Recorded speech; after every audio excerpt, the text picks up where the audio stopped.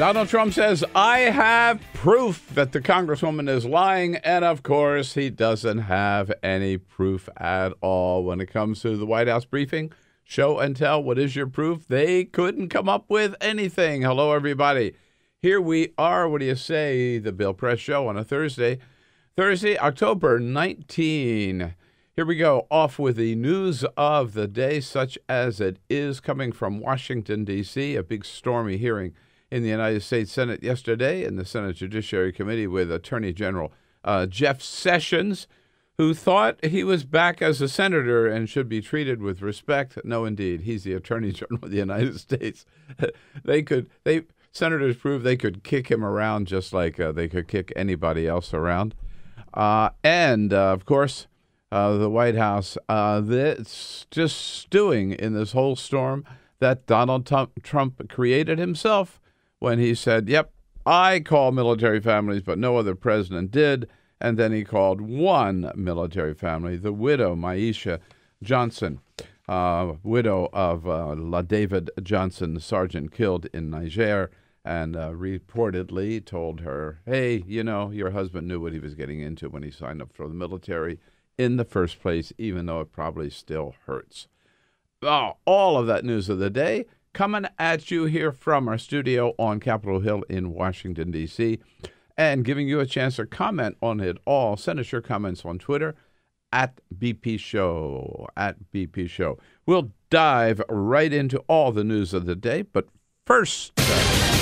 This is the Full Court Press. Just a couple of other stories making news. You know, I don't think the White House really has their stuff together. No. Yeah. Yesterday they sent out a tweet from the White House Twitter account that said, a streamlined tax code saves Americans time and money. The unified framework for tax reform promises to simplify more. And then they give a link to whitehouse.gov, except the problem is they put a photo with the tweet, and the photo showed the White House with Barack Obama's dog, in front of it. So they're still using stock photos of the White House with Barack Obama's pets in it, which is a little sloppy. A little sloppy, I think. But that, I think, is sort of emblematic of the Trump White House. If you go to Long Beach, California, there is a breakfast spot known as Sweet Dixie Kitchen. Sweet Dixie Kitchen. That's the name of the restaurant. Don't know it. Well, there is a gentleman who went in there and said that as he sat down, he saw the restaurant bring in 2 large boxes of Popeye's chicken to the kitchen. And after he ordered his $13 dish of chicken and waffles, he said that it tasted suspiciously like Popeye's. So he actually asked the waiter, how do you cook your fried chicken? And after the waiter sort of dodged for a little while, he finally admitted, well, we use Popeye's chicken in our fried chicken and waffles. They actually... No kidding. The owner is a woman named Kim Sanchez, who actually defended the use of Popeyes. She was like, yeah, Popeyes is delicious. We use Popeyes fried chicken. That shit's good. So, of course, they just add their own gravy. Exactly. They also said that they use a gumbo from someone who sells at a local farmer's market. So if you go to Sweet Dixie Kitchen, you just pay a little bit more to get a Popeyes situation. It's like marking up wine, right? You know. Yeah, exactly. You know, you can buy wine for cheaper than you buy it in restaurants. Yeah. Just, what's the big deal? What's the big deal? I don't have a big problem with that. All right.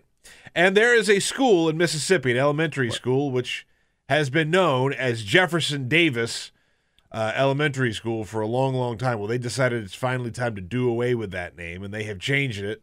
To Donald Trump. No. Barack Obama Elementary School. Oh, no, really? So they went from Jefferson Davis Elementary School to Barack Obama Elementary School. I'd say that's a pretty, that's sort of a quantum leap. And baseball? I'll have baseball scores next hour. All right. Yeah, stay tuned. I'm just dying to know. I mean, if you wanted the baseball scores right off the bat, I could have had them for you, but I'll do them next hour. I'm just dying to know how my Cubs are doing. I have to wait a whole hour to find out. It's called a tease, Bill. Stay tuned. It's called a tease, right?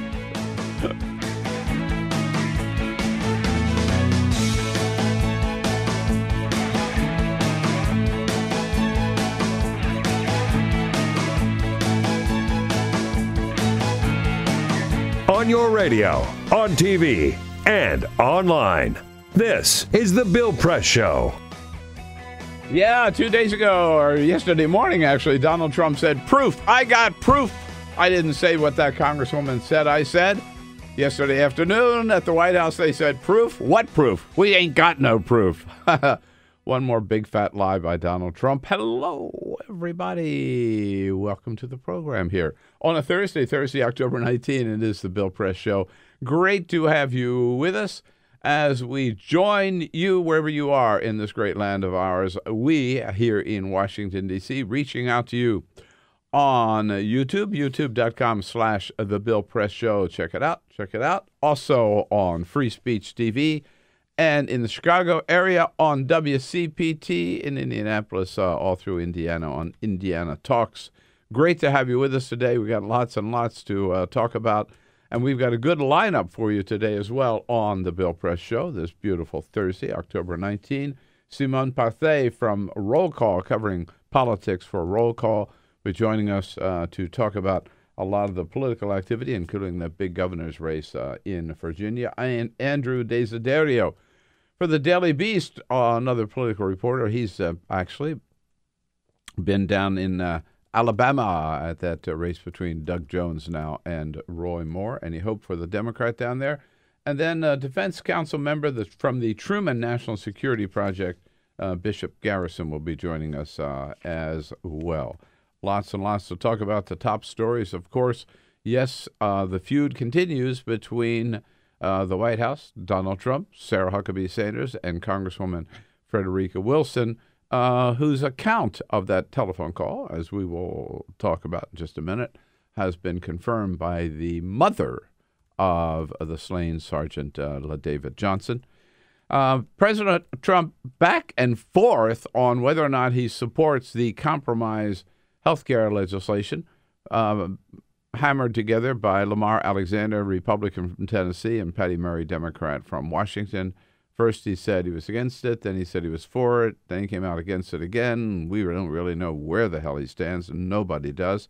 Jeff Sessions, in a stormy session yesterday in front of the Senate Judiciary Committee, really getting into it, particularly with the Democrats and especially with Democratic Senator Al Franken from Minnesota. And Roger Goodell basically saying you can do whatever you want to do in the NFL. He says he thinks players should stand for the national anthem, but we're not going to force them to do so. There you go.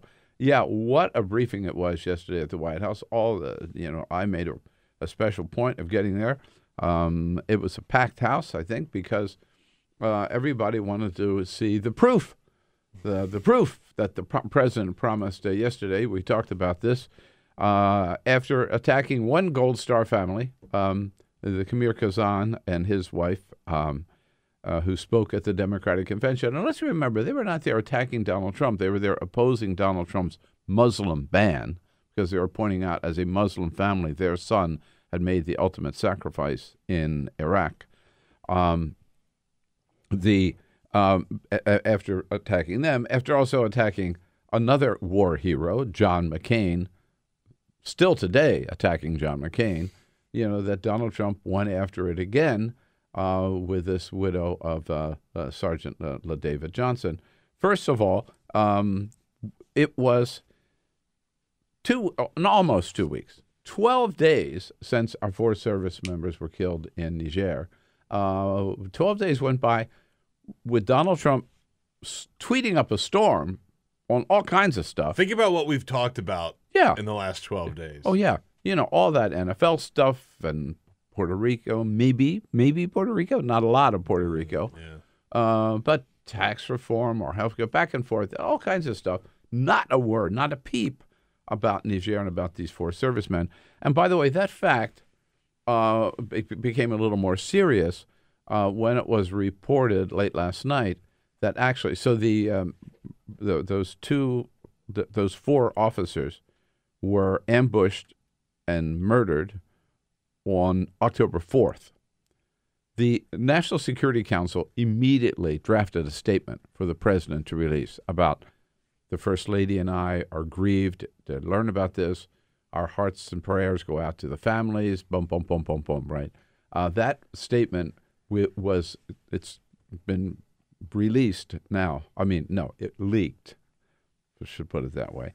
Was given to the Oval, given to the White House at 10 a.m. the morning of October 5th. Never released, never used, just sat there all that time. So he could have, this issue, right, could have been easily resolved if they'd just done the right thing then. So he waits 12 days when he's finally asked about it. We talked about this a little bit yesterday. Just want to update you. What does he do? He says, oh, no, I wrote them a letter.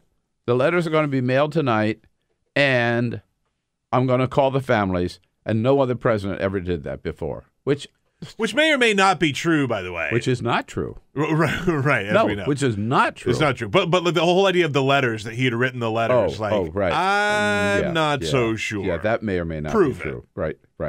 So then he says, so he goes to, by the way, immediately, President Obama's staffers, President George W. Bush, Bill Clinton, everybody said, oh, BS, right? Yes, we did make those calls. And many Gold Star families have come out to affirm that they got those calls from the president.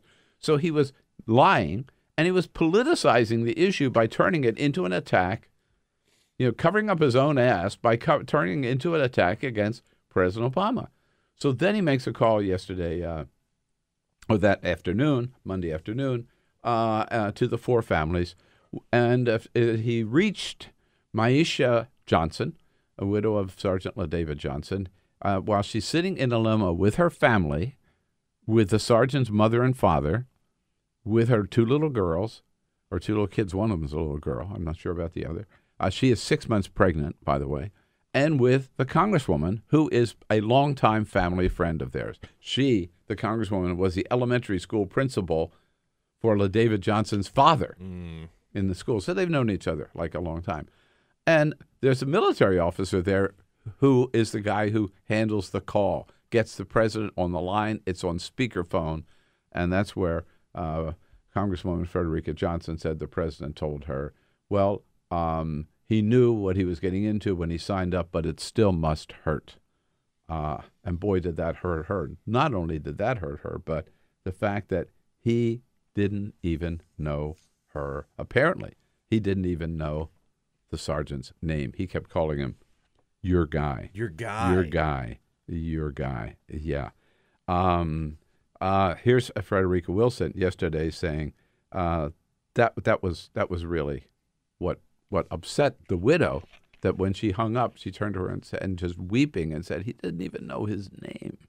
She told me the second part because I didn't hear him saying your guy. She was crying and said he didn't even know LaDavid's name. Oh, didn't can even you know imagine? Yeah. By the way, he didn't know her name either. No. Yeah.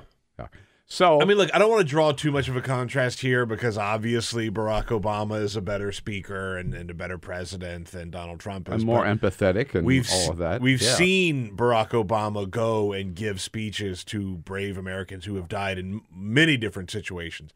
And we've talked about it before on the show. One of the things he does and has done is talk about each individual victim, whether it's mass shooting or, firefighters or first responders in different situations. He knew their names. Remember Sandy Hook? He went through every one of those little kids' names. And would give a story. And look, I get it. Same thing at the Mother AME in Charleston. In Charleston, there was the explosion at a plant in Texas. He did, and a couple first responders died there.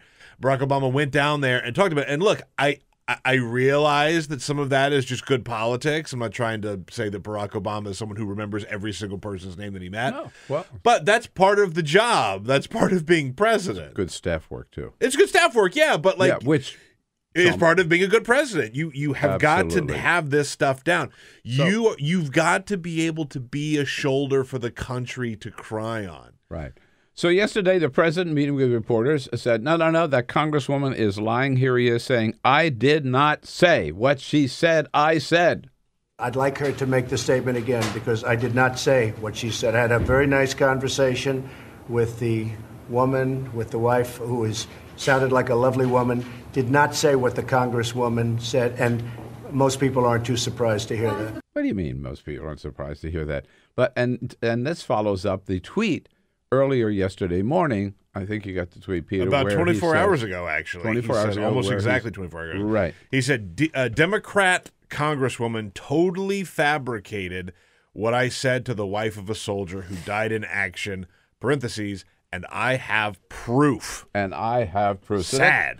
that gets us to the briefing yesterday afternoon. We were there. We were there to, and by the way, there should have been more questions about this. I was disappointed in my fellow White House journalists, but at any rate, there are enough questions. Sarah Huckabee Sanders asked, "Where's the proof? Where's the proof?" All right, let's see the proof that exactly that the president did not say that. And you know what? They didn't have any proof. In fact, they didn't apologize, but they backed off in the sense that she had to admit there was no tape of the conversation. And the only proof that she could offer was that there were other people in the room when he made the call, including Chief of Staff John Kelly. She didn't say, by the way, whether or not she was in the room. But instead what she does is, in fact, she says, she describes this, if the president was completely respectful. The president was completely respectful, very sympathetic, and expressed the condolences of himself and the rest of the country, and thanked the family for their service, commended them for having an American hero in their family, and I don't know how you could take that any other way. Now, she's saying that, but again, she didn't say she was in the room. You know, she's making that up. She does say that, and then she speaks for Chief of Staff John Kelly, saying, hey, Kelly was listening in. He lost his son. Kelly thought it was fine. General Kelly was present for the call and thought it was completely appropriate. He thought the call was respectful, and he thought that the president did the best job he could under those circumstances to offer condolences on behalf of the country. Oh, really? Oh, really? Do you think that's what Kelly thinks? Who knows? I mean, she just makes it up. And then, of course, in typical Donald Trump White House fashion, they shift. They can't defend themselves. They won't apologize. They have no proof. So what does she do? She turns around and attacks the congresswoman. How disgusting for her to politicize this issue. I think it is appalling what the congresswoman has done and the way that she's politicized this issue and the way that she is trying to make this about something that it isn't. No, what's appalling is the way Donald Trump has politicized this issue and the way he handled this issue. So, reporters are going to start digging. The Washington Post did yesterday afternoon. They contacted. This is amazing. There are about 20 families that have that they could identify that have lost service members. I'm sure there are more, but since Donald Trump became president, they called 20 of them. 13 out of the 20 said they had never heard from Donald Trump. Damn. Surprise? No, not at all. No. One family, in fact, said, yeah, he called me and I told him that we didn't have any money. We didn't know what we were going to do. And I'm just looking for the name of the family here in it was the father of Army Sergeant Dylan Baldridge, who's in Zebulon, North Carolina. Yeah. Zebulon, North Carolina. And he was telling the problem that they were really poor. They didn't know what they could do to help to get through this bad time. And they were going to try to raise some money. And Donald Trump said, I'll send you a check for $25,000. That was in June 10. Well, the thing that I think is so interesting there is Donald Trump not only sort of hinted that he would personally send that money, but he also sort of said, like, we've got your back. We're going to help raise this money. We're going to draw some attention to your fam. Yes. Like, had you ever heard of this soldier? No. They never brought it up. No. So the White House, Washington Post talked to him yesterday during the day, and then they contacted the White and the guy said he offered us $25,000. We haven't heard from him since. This was in June 10. Good. Hasn't heard from him since. Yesterday, guess what? The White House sent a check for $25,000 to the father of Army Sergeant Dylan Baldridge. 6 months later, and you know what? That check never would have been sent if the Washington Post hadn't called and uncovered that. So it's just it is another part of the mountain, the Mount Everest of lies that we hear every single day from the President of the United States. I checked yesterday with PolitiFact, right? We've had these people on the show. They're great. Yeah. Tampa Bay Times, 10 years ago, by the way, they started this site called PolitiFact, and they're brutal. They look at everybody, Republican, Democrat, doesn't matter.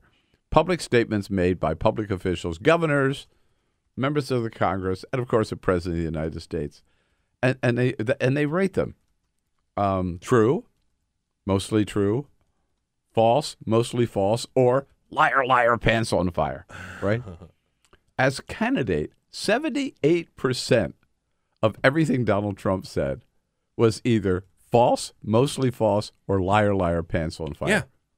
And as president, 70%, that's not of everything he said, 70% of the statements that they have checked turn out to be false, mostly false, or liar, liar, pants on fire.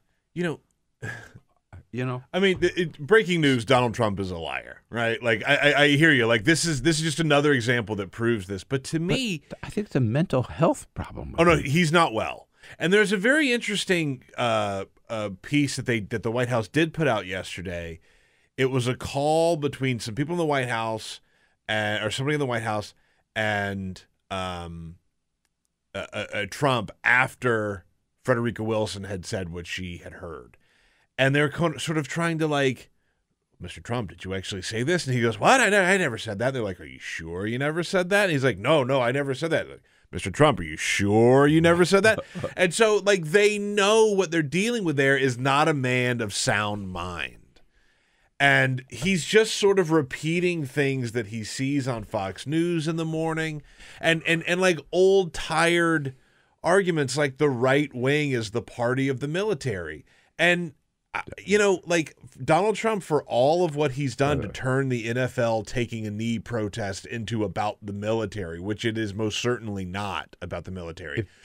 This is the cruelest thing that any American president has ever done to a military family. If you remember during the campaign, he railed against the military and said you couldn't believe the generals, you couldn't trust the generals. It's kind of the whole thing. Now he's kind of surrounded himself by generals now. No, but Donald Trump's newfound love for the military is pretty transparent. He's a war hero because he was captured.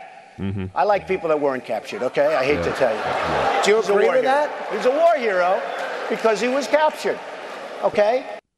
But just a final point on the lies. I was thinking about that last night.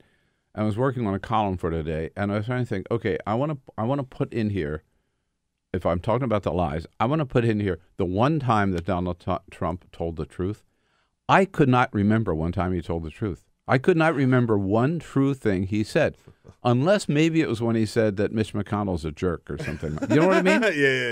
Yeah. All right, got that right. Yeah. But I mean, seriously, think about any important issue, substantive issue in which Donald Trump has told the truth.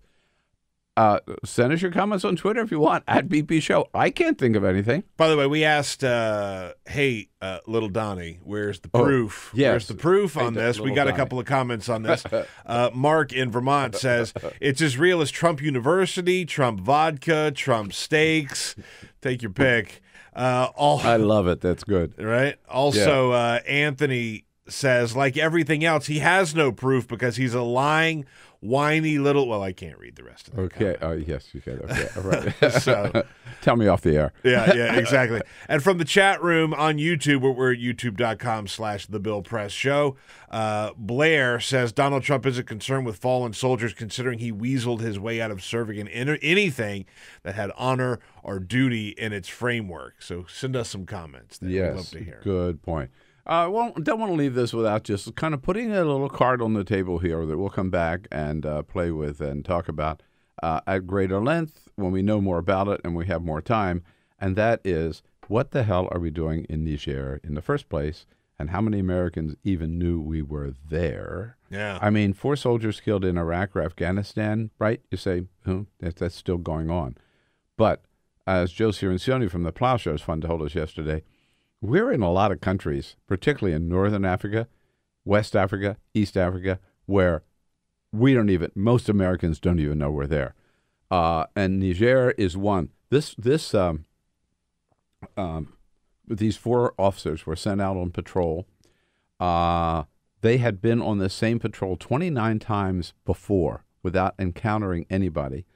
They were sent out. David Martin from CBS News reported this last night on this particular patrol, and their orders said no expectation of meeting any adversaries. So they basically were unprepared. They went out. They were ambushed by 50 ISIS rebels. Yeah. And just gunned down. And again, not expecting any return fire or to encounter anybody. There were no planes in the area, overhead who could provide some protection. And it was a long time before they were able to get a helicopter in to retrieve the bodies.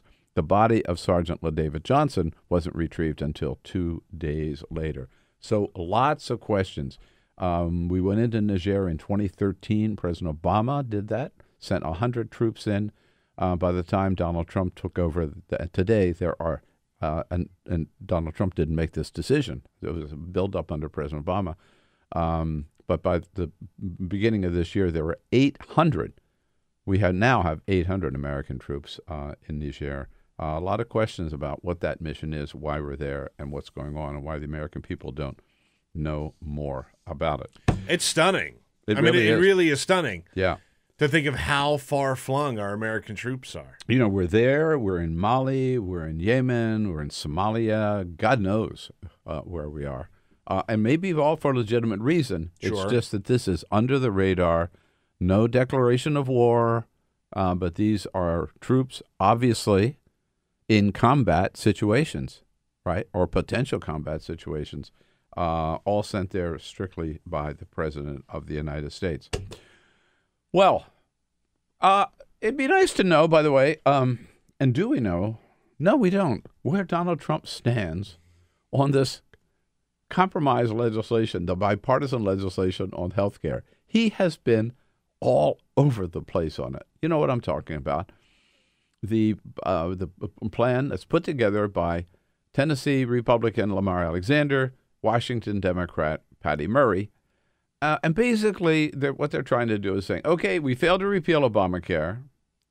Now, let's just do something to provide some stability for the people who are on Obamacare, who've taken advantage of the Affordable Care Act to sign up, and the insurance companies who are providing the policies, so they all know they can go forward until we figure out what we're going to do in the long run. So let's come up with a fix, in other words.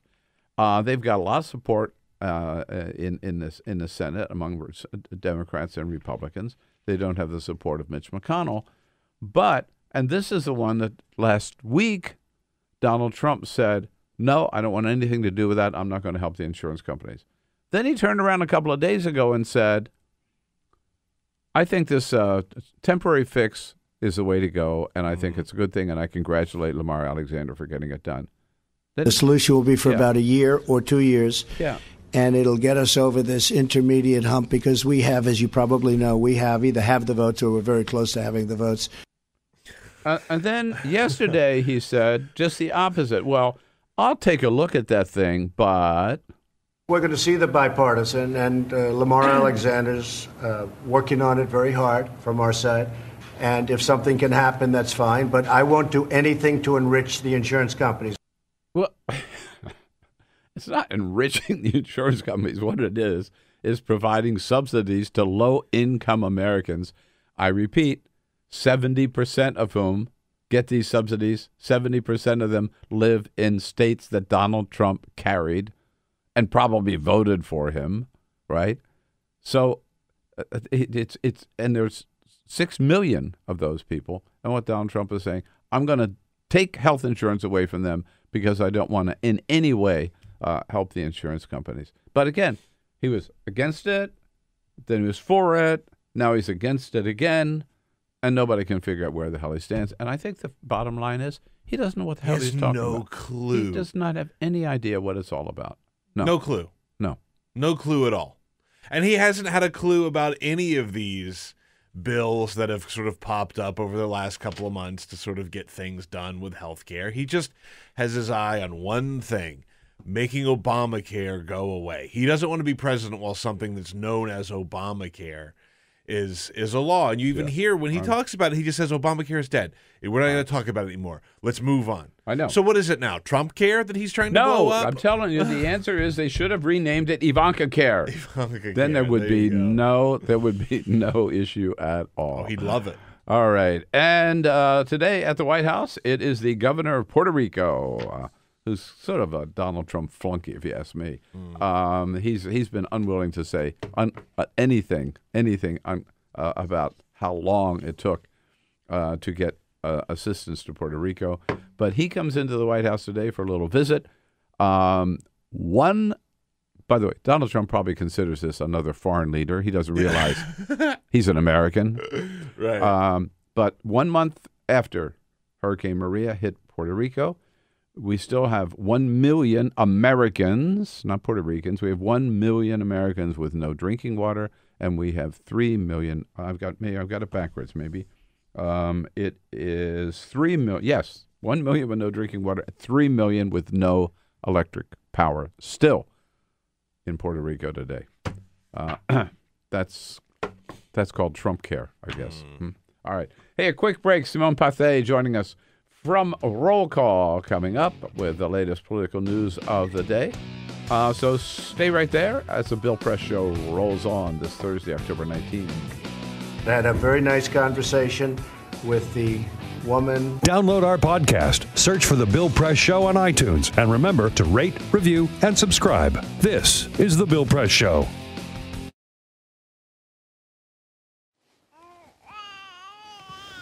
So they say it's a man's world?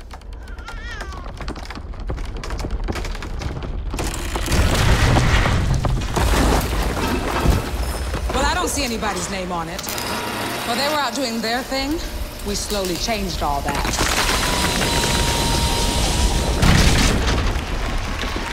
We changed all that.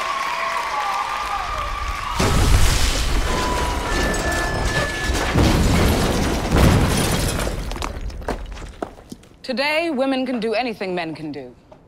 And there's one thing we're even better at.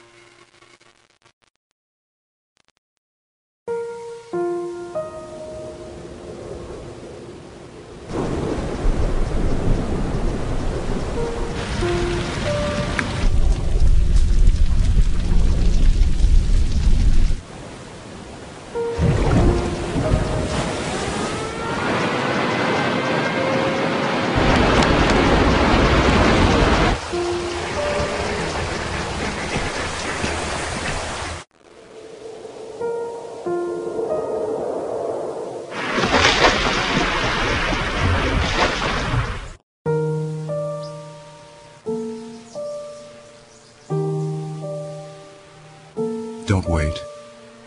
Communicate. Make your emergency plan today. Hey, look, it's those guys. What's up? What's happening today? Let's do those pearly whites, man. Yeah! Good boys, check it out.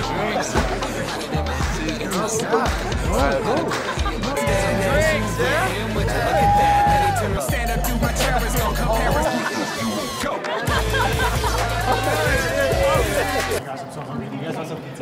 Ooh, cute. Are you good to try? I'm fine. Hey girl, what's up? What's the name? What's good? What's up? How many did you have? I should be fine. You should be. Sir, go and step out of the vehicle for me. Yes, sir. See ya, buddy. Today, Sean's got a hearing. We'll see how it goes. Good luck. So turns out, buzz driving and drunk driving, they're the same thing. And it costs around $10,000. So not worth it.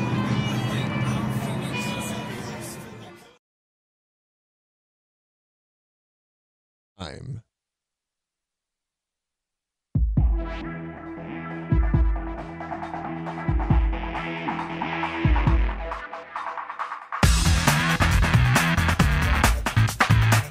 Same great show, new great channel. Stream live video at youtube.com/The Bill Press Show. On a Thursday, October 19, hello everybody. Welcome. Welcome back to the Bill Press Show. We're coming to you live from our nation's capital, our studio in Capitol Hill, joining you all across this great land of ours, coast to coast, with the news of the day. Brought to you today by the American Federation of Teachers, Teachers of America. We thank you for your great work in the classroom every day and your support of the program under the leadership of President Randy Weingarten. Check out their website at aft.org. Join me in saying hello to Simone Pathé, who is a political reporter for the great Roll Call newspaper here in our nation's capital. Simone, nice to see you. Nice to see you both. All right, so I don't know. I don't want to speak for everybody, but I think 1 pence is enough. What the hell's going on? It's about to change. Yeah, what's going on in Indiana? Yeah, so this has been speculated for a while, but the vice president's brother, his eldest brother, Greg Pence, is going to run for Congress. Who's he? I mean, other than Mike Pence's brother. Sure. Well, that's basically anyone knows about him. I just imagine like a black metal atheist, who's like a little goth character. He's just like the total opposite of Mike Pence, right? Let's hope. No? Let's hope. So on paper, he has a pretty good profile for a Republican primary, taking aside the fact that, of course, he has a really great last name in the state of Indiana. Not to mention he's running for the district that his brother held for a decade. Oh, yeah. So that helps. That'll help. But he's a military veteran. He's also a businessman. So check, Republican primaries. That goes over well. He ran the family's oil and gas business. They had a gas station and convenience store conglomerate in Indiana and Illinois and other places in the Midwest. The business got into a little bit of trouble for a while. It since has filed for bankruptcy. His business now is owning these huge antique malls with his wife, Denise, in the state. She's very politically active herself. She was an early Trump supporter. Does he call her mother? I don't know. I don't know whether it runs in the family or not. Yeah.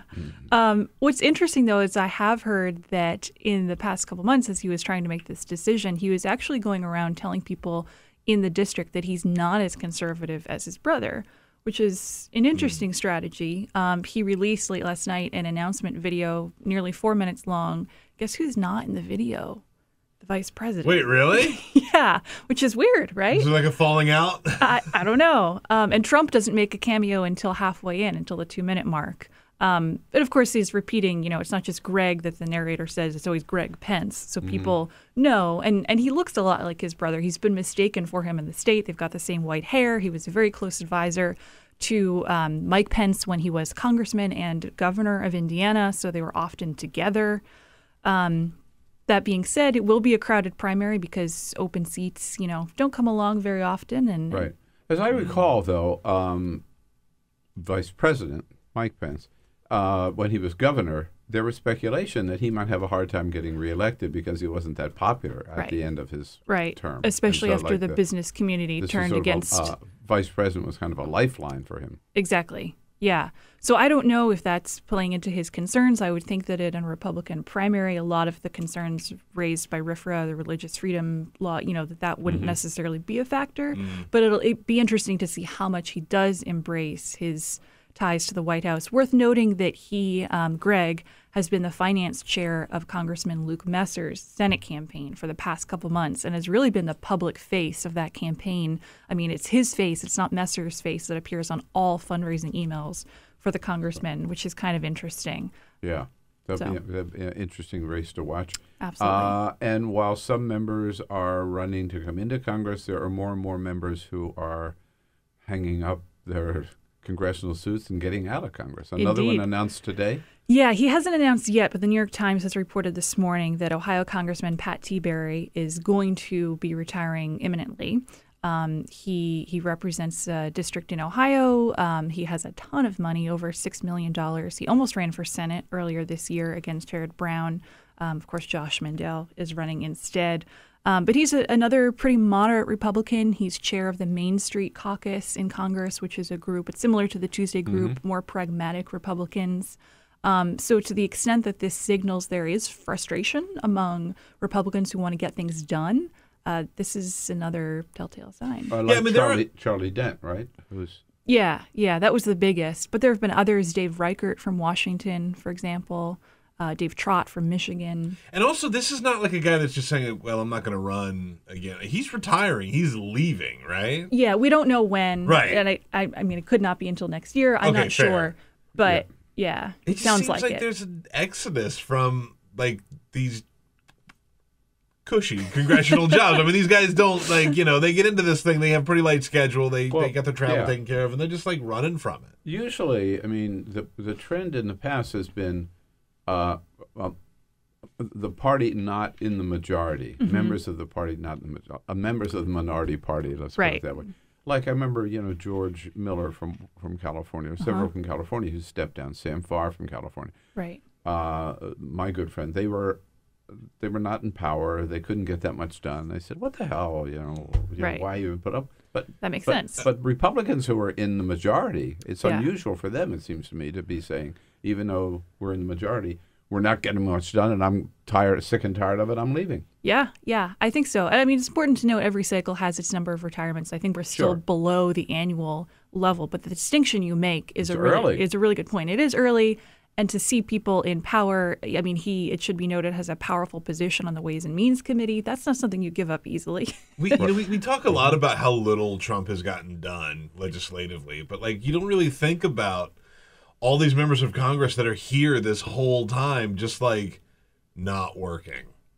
Right? I mean, obviously they have busy work and there are things that they have to do and little things, but they're not getting legislation done. Right. So and to their credit, the ones that I talked to, Republican and Democrat, they're very frustrated by that. Oh, I believe that. I think the vast majority are very frustrated. Yeah. I believe that. Yeah. And this speaks to a big concern among Republican operatives in town is that, they're putting all of their eggs in one basket right now. Healthcare didn't work out. Now it's tax reform. Everyone talks about tax reform. And if they don't get it done by Thanksgiving, by Christmas, the fear is that tens of Republicans are going to start We're all leaving. kidding ourselves. I mean, we are all kidding ourselves if we think there's going to be any tax reform legislation this year. First of all, it's not tax reform. We know it's tax cuts. It's a series of.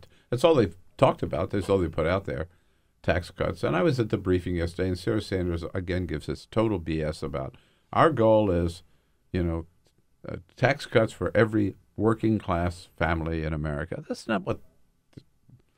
That's what she says. That's not what the list includes. It's all aimed at the top 1 or 2%.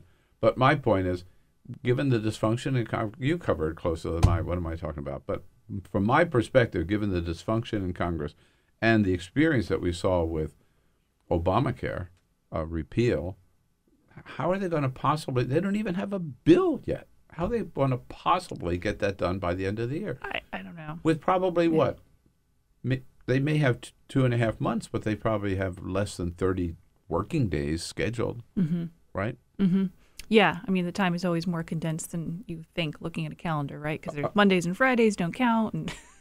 And not to throw too much rain on this parade, but then you also have, they get diverted by, let's talk about taking a knee. Let's talk about writing letters to Gold Star families. It gets off on all these tangents, which they all get tied up into because of Donald Trump, and they're not getting anything done. Yes. Right? Yeah. Like I said, that is a huge fear among Republican operatives in town is that if they don't get anything done, they have nothing to go back to their districts to present. You just got to be sitting on pins and needles if you're a Republican, right? Like Bob Corker, who has been a good friend of Donald Trump, I'd say, for most of this time. He was one of the first people to meet with him after he was elected. There were rumors that he was going to get a cabinet position. Little Bob Corker. He, he carried a lot of water for the administration, and then he left and said a couple of nasty remarks about the president, how he's running the White House. And now Donald Trump has gone completely against him. And as many people have pointed out, Bob Corker is a vote that Donald Trump needs if he actually wants to get tax reform done. Certainly. So, like, if it could happen to Bob Corker, it can happen to anybody. Right. You know, it's not like he's known as being a critic of Donald Trump. So, like, these guys and women who are members are going to be sitting there just thinking, like, oh, God, when is he going to come after me? Because it could happen to anybody.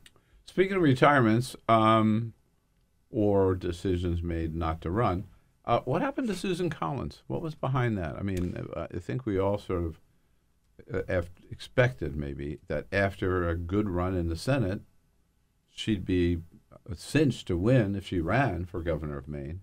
Why'd she decide not to? I think the two most recent healthcare votes in the Senate are a good indication of that. We all know she played a pivotal role in their failure, and she was one of the few Republicans to stand up and say that the process wasn't right and the policy wasn't right for her and for her state. So she saw the kind of role that she could play on the national stage for an issue as important as healthcare.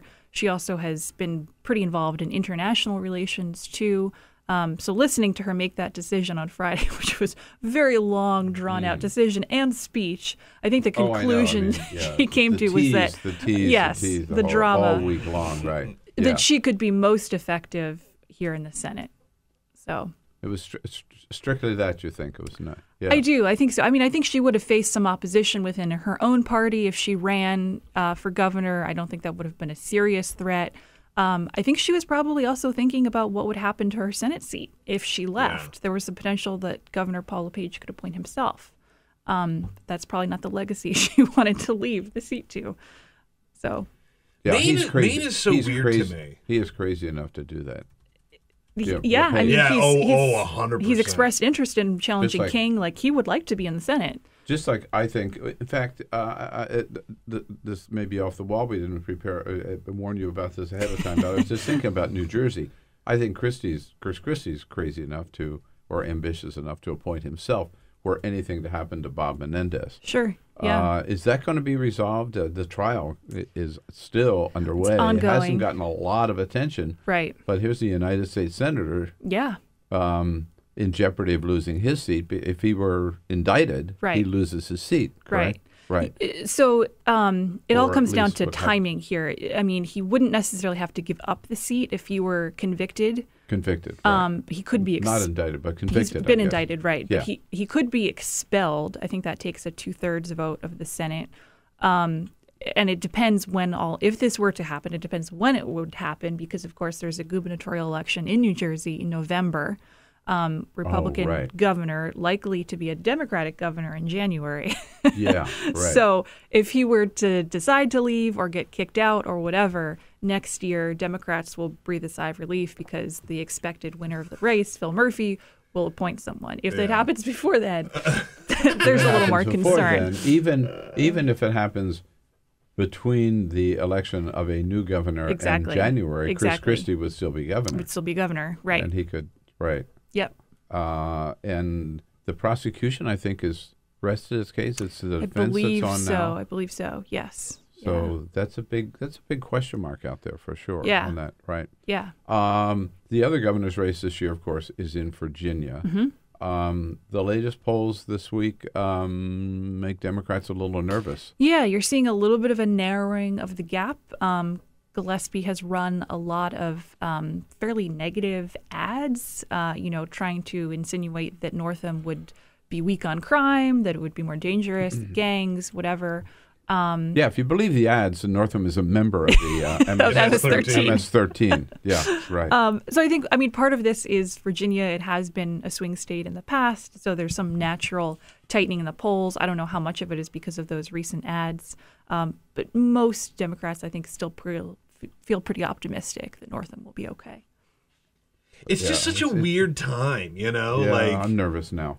Yeah, I think if you're in Virginia, you are a Democrat, don't take it for granted. I think there's a lot of energy against Donald Trump, and you kind of see that everywhere. He's got a low approval rating. You see lots of money being raised by candidates who are running as the anti-Donald Trumps. Right. But like you can't take anything for granted. You can't just assume that a Democrat's going to walk in. And don't forget that Corey Stewart, who's now running for Senate in Virginia, he came really close to winning that Republican primary against Gillespie. I think it was a point or less that separated him. And this is the guy who, thinks we should be flying the Confederate flag and is very Trump. And he was definitely the Trumpier of the two Republican nominees. Yes. The word is, right, for any of our viewers and listeners who are in Virginia or nearby, I mean, just work like hell between now and Election Day, whatever, for Ralph Northam, because that's going to be, it could be very, very close. And my other hope, first of all, I hope the Democrats from Virginia really, really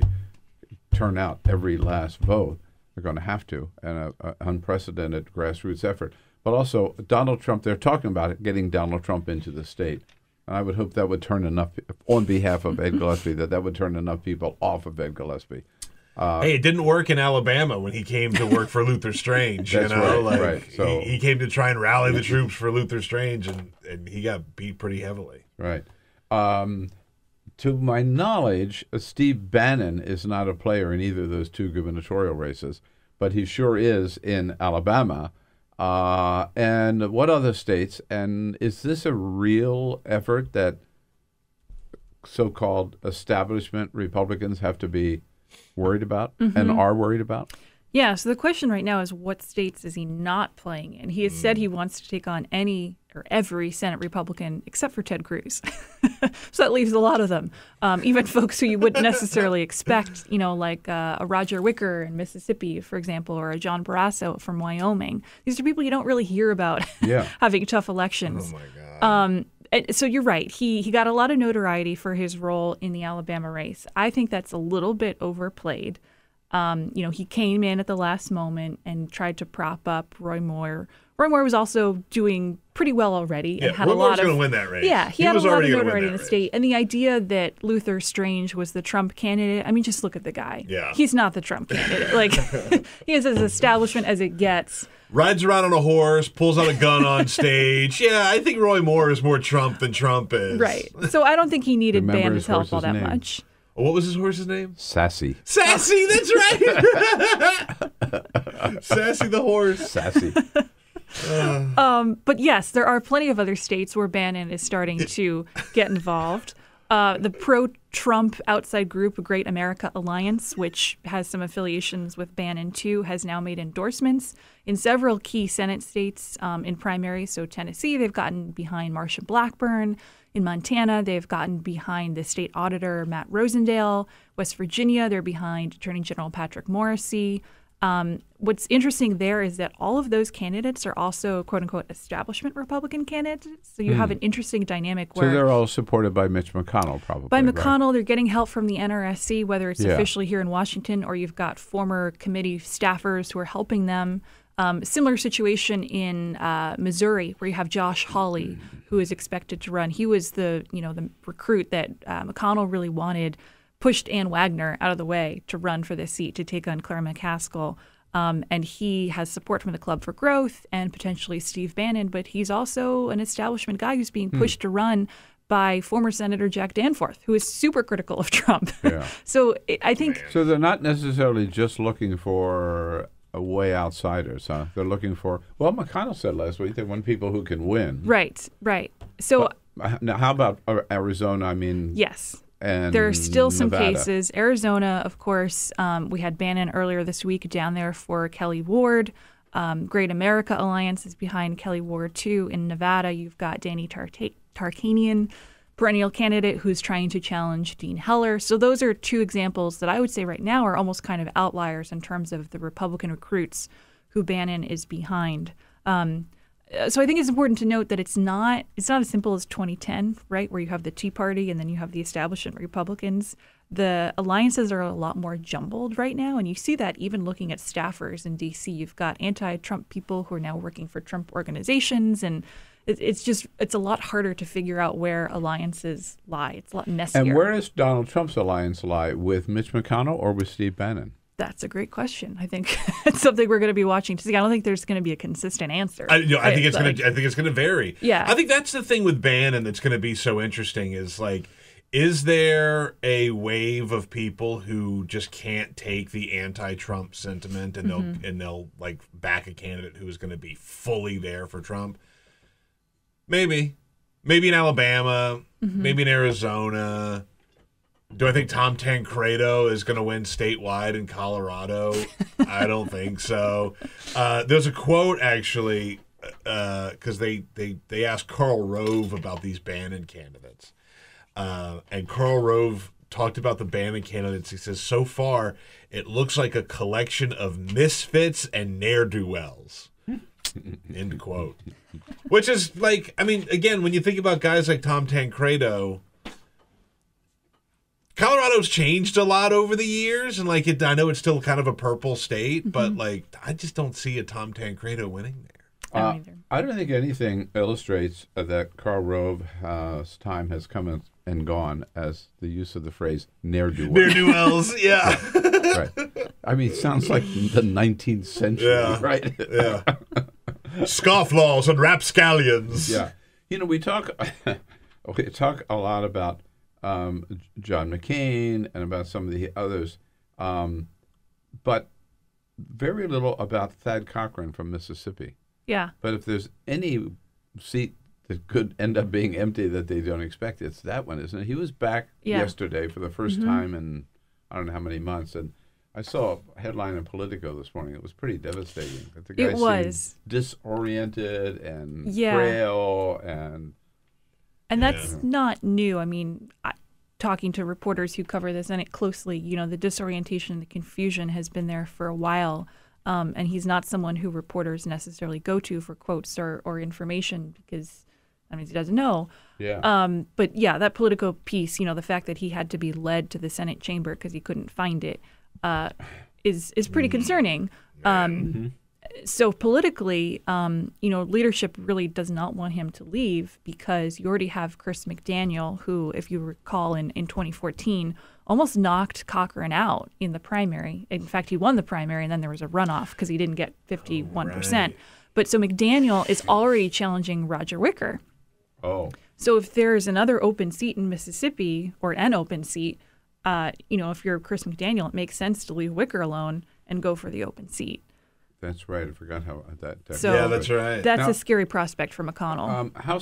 How is in terms of these challengers, how's the fundraising going vis-a-vis the establishment Republicans? That's a good question. I think, you know, they have early money, and this is the case for Democrats too, Democratic challengers. It's always easy to get early money, right? Because that's what we call your love money. It's from your friends and family. But for some of the big-time challengers, you know, especially at the Senate level, I think that remains to be seen. What kind of firepower Bannon has behind him, no one really knows. I mean, he's got the Mercers. And yes, Bannon is influential. If you look at West Virginia, for example, the Mercers had maxed out to Congressman Evan Jenkins, who's running in that primary for Senate to challenge Joe Manchin. And once Bannon got behind Morrissey, his opponent, they switched and now are supporting Morrissey. So Bannon has some sway, but how much money he can actually bring behind those folks is to be determined. But it sounds like they'll have the resources enough to put a serious challenge on almost every one of these states. It would seem like it for now. Yeah. All right. Simone, a lot's going on here, and this is an off year, too. Yeah, it's early. Enough to keep you busy. Thanks so much. You can follow Simone and her good colleagues at Roll Call at rollcall.com. Andrew Desiderio from the Daily Beast coming up next. This is the Bill Press Show.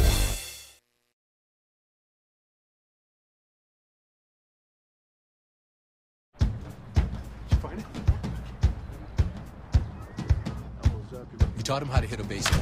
Just like that. Say hi! How to hit a receiver. Nice. The strike zone.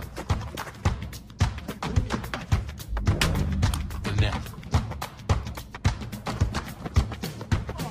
You taught him how to hit the upper corner.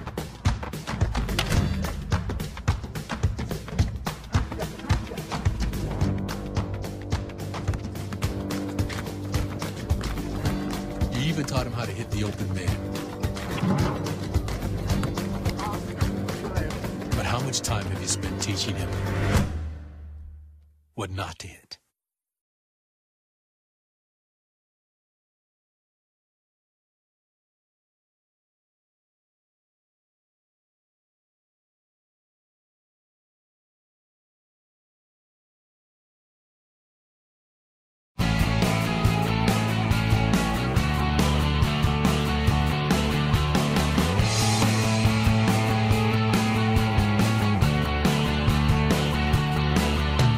giving you everything you need to fight the Trump administration. This is The Bill Press Show, live at youtube.com/The Bill Press Show. Once again, Donald Trump says, I have proof. But when asked to show proof, he shows up with nothing. What do you say? Hello, everybody, on a Thursday, October 19. Great to see you today. It is the Bill Press Show. Welcome, and thank you for joining us as we join you anywhere in this great land of ours, coast to coast, from our studio on Capitol Hill in Washington, D.C., reaching out to you online, on the airwaves, radio, and television with all the news of the day. Top stories of the day. Yep, yesterday, the White House still engulfed in this self-inflicted wound over Gold Star families and who said what, and he said, she said. And according to at least a couple of people who overheard his conversation with the widow of one of the soldiers slain in Niger, that his comments were very insensitive and cold-hearted and cruel, and he didn't even know the slain officer's name. Meanwhile, on Capitol Hill, Jeff Sessions running into a buzzsaw with members of the Senate Judiciary Committee, and Donald Trump saying, yes, I do support the Lamar Alexander Patty Murray bill. No, I don't. Yes, I do. No, I don't. Nobody knows where the hell he stands on that. Helping us sort it all out for this hour, this first half hour of our second hour together today, Andrew Desiderio, political reporter for the Daily Beast. Hello, Andrew. Hey, Bill. Good to see you. Good to see you, too. Back from Alabama That's and right. other very parts with the stories of what's happening with Roy Moore and Sassy. Sassy his horse. Sassy his horse. Oh. You know what Sassy his horse likes to eat?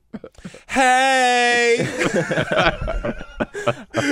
I thought you were calling Doug Jones sassy there for a second. Oh, my Roy. At any rate, so we'll get right into the news with you. That's very good. And all of you. Send us your comments on Twitter, @BP Show. But first, This is the Full Court Press. Just a couple of other stories making news. Imagine getting on your airline flight and you hear it is a totally unmanned flight. That is the word from Southwest flight that was taken from St. Louis to San Francisco yesterday. An unmanned flight. You mean an all-women crew? That's what I'm getting at. It was an all-female crew. Including the pilots? Yeah. All right. Well, they made a big deal about it online on social media. They put out there only 6.7% of pilots across all airlines are females. And so they had 4 of the stewardesses were all female, and the 2 pilots were both women. So we call them flight attendants today, please. Okay. Well, you know what I'm talking about. Flight attendants. Well, I didn't think that was a derogatory term. It's considered that. Okay. Well, flight attendant. They had 4 flight attendants that were female, and the 2 pilots were female. So they put out a tweet that said the first unmanned Southwest flight on a Boeing Airlines. Southwest. Yeah. I remember flying, I don't know what airline, might have been Alaska, from Redmond, Oregon to San Francisco with an all-female crew. Guess what? Worked great. Got there. I should hope so. Yeah. Baseball playoffs continue. Last night, the Yankees, it's unbelievable what's happening with the Yankees. They were down 3-0, or 2-0, I should say, in the series. They came back and won 5-0 last night against the Astros. They have taken a lead in the series. It's the worst story in America. 3 games to 2. I mean, look, you shouldn't like the Yankees, but I will say this particular Yankees team is more likable than Yankees teams in the past. Totally agree. I'll give them that. But it's still not okay to root for the Yankees. So all they need is one more win, and then they win the series. We move on to the Dodgers and the Cubs, where the Dodgers were winning that series 3-0 last night. The Cubs came alive. 3-2 was the final score as they finally won a game. They're not going to get swept. Will they be able to come back? We'll see. I think it's going to be Dodgers. Pretty clear. It's going to be Dodgers and Yankees. Looks that way. Go Dodgers. Yeah. I mean, ugh. The Dodgers move back to Brooklyn?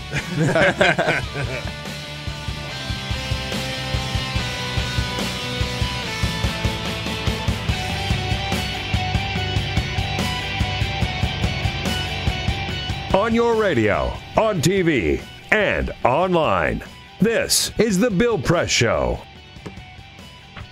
Proof? What proof, the White House says? We don't have any proof. The president just said he had proof. He always says that and then never delivers. Hey, hello, everybody.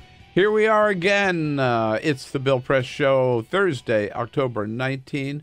Great to see you today. Thank you for joining us. Here we are with you on YouTube, youtube.com/The Bill Press Show. Here we are with you on Free Speech TV and out in the greater Chicago area on the Progressive Voice of Chicago, WCPT. Hello, hello, and thank you for joining us.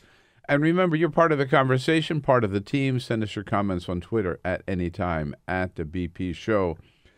Here in studio with us, Andrew Desiderio from the Daily Beast. Andrew, back from Alabama. What's the story down there? Is it a real race between Doug Jones and Roy Moore, or is it kind of a done deal? I think it's more real of a race than we've seen in past years in Alabama. Really? There are many different aspects at work here. Number one, it's a special election, right? So you're going to have low turnout regardless. And in a heavy Republican state like Alabama, that helps the Democrats. You have an incredibly sort of disliked and unpopular candidate in Roy Moore on the Republican side, and you have a very moderate, likable candidate in Doug Jones on the Democratic side. There was a poll this week that came out. It was a Fox News poll. It said that Jones and Moore were tied at 42%. Whoa, really? Which was pretty remarkable for a state like Alabama. The problem with that poll was it was registered voters, not likely voters. But I have a feeling you'll see the polls move and ebb and flow and sort of tighten more as we get toward the general election in December. But every day in the Capitol, when I see Chris Van Hollen, who's the senator from Maryland, and he's the chair of the DSCC, I ask him, so is the DSCC going to go all in Alabama yet? And he's very wishy-washy about it because they're not sure yet that they have a real chance there because they don't want to make the John Ossoff mistake and sort of go all in on these candidates in special elections that, like in past months this year, have lost pretty badly to Republicans. Well, isn't there a way of getting Doug Jones the help that he needs without making a big public deal of it so that everybody knows he's getting outside Well, help? it's hard because of people like me trying to probe about it all the time.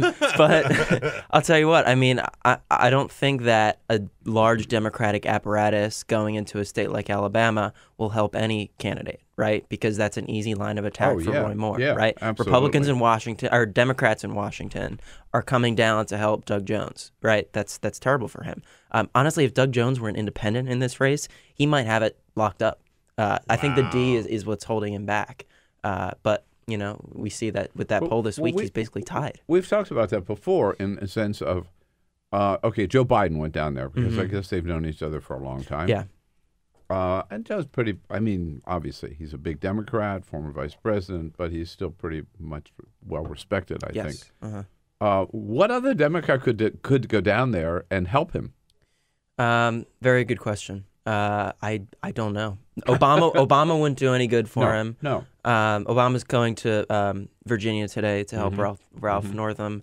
Yeah, I don't know of any other national Democrats who could really help him.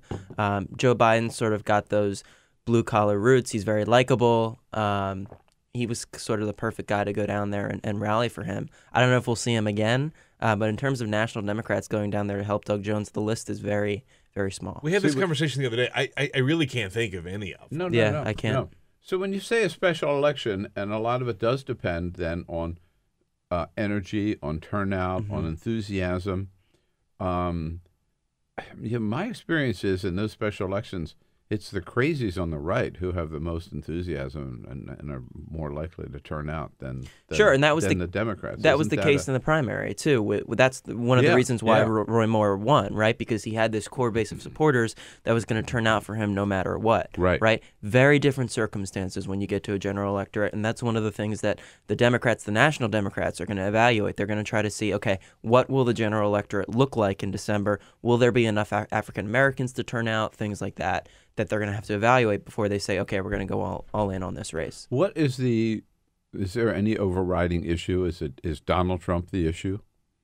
I mean, you were down there. What are people talking about? Yeah, well, I mean, you're in the state where Donald Trump is the most popular out of any state, right? And I was obviously focusing on the Republican runoff, right, where you had Trump coming in for Luther Strange, but then people who love Trump also on the other side, right?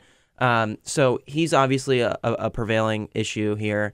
But in recent days, there's been this issue of the Russian bots who have started to follow Roy Moore. I don't know if you've been following that. No. And Roy Moore blamed it on his campaign released a statement blaming it on the Democrats and the media, saying the media has no better use of their time than to look at this stuff, right? Well, Roy Moore's followers doubled, right, over a span of a week or something like that, and people started to notice it was Russian bots following him, right? And the Jones campaign didn't really make an issue out of this. It's just that when reporters started to ask about it, the Moore campaign started to say, oh, this is the Democrats' fault. They're orchestrating this. So they've been talking about that a lot down there in Alabama. Are these like Facebook followers then? Or no, what? No, just Twitter followers for Roy Moore. And they're like Russian bots, essentially, that are upping his follower count, which is obviously suspicious, so, given that what we know, what happened in the last presidential election. So, yeah. Right. I mean, that's another issue that's happening. But it's mostly Donald Trump. Yeah.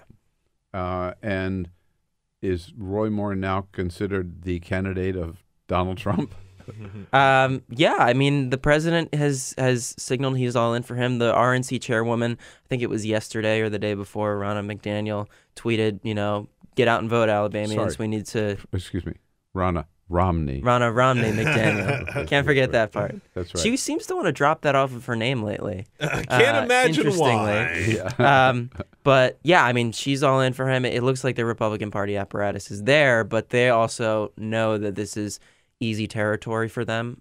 So while they might be, a little nervous that Doug Jones might win, I think the Republicans are pretty confident that Moore will pick it off. You've been writing also about the efforts on the part of Lamar Alexander and Patty Murray to come up with some kind of a bipartisan compromise, temporary fix to Obamacare, rather than a fourth attempt to repeal it. Yeah. And it looked like it had maybe a little life after Donald Trump said some good things about it, right? Which quickly he has abandoned, and now he's dumping on it. I'll tell you. Here's the latest. It does change every time he's asked about it, but the very latest is yesterday when he was saying sort of like, yes, but. We're going to see the bipartisan, and Lamar Alexander's working on it very hard from our side. And if something can happen, that's fine. But I won't do anything to enrich the insurance companies. So where does he stand on this? I'll tell you, my editor said the other day, he said, you're going to be writing about healthcare the rest of your life at this rate, because it's dead, it's alive, it's dead, it's alive. Obviously, the president doesn't have a major grasp of the healthcare specifics in terms of the 1332 waivers, the CSR payments, things like that, right? Right. So you hear him talk about it, and he talks in generalities when he says, oh, the bipartisan, right? It's much more complex than that. Like, what are the details? And then he says, we're not going to bail out the insurance companies. That is a common talking point of conservatives on Capitol Hill when they say they oppose the CSR payments, right? So last week, the president invalidated the CSRs, right? In Alexander Murray, there's a 2-year extension of the CSRs.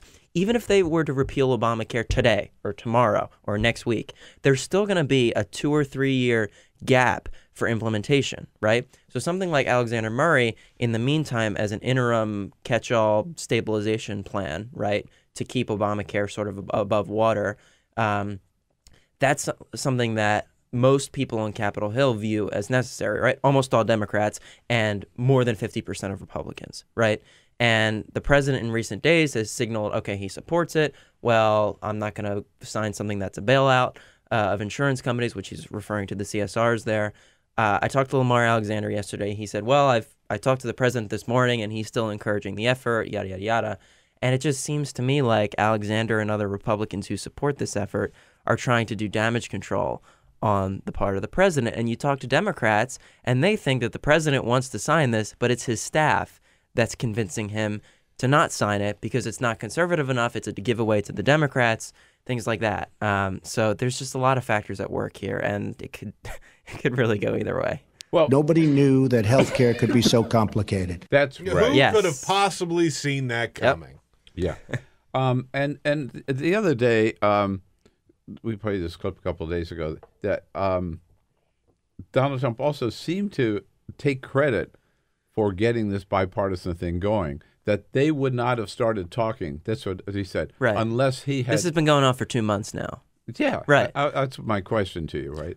Right. Yeah, here he is. In my opinion, what's happening is as we meet, Republicans are meeting with Democrats because of what I did with the CSR, because I cut off the gravy train. So Lamar Alexander and Patty Murray never talked to each other about this until last Friday when Donald Trump cut off the gravy train. No, this has been in the works for months. And the president, by invalidating the CSR payments, what he did was he increased the sense of urgency to get towards a bipartisan deal, right?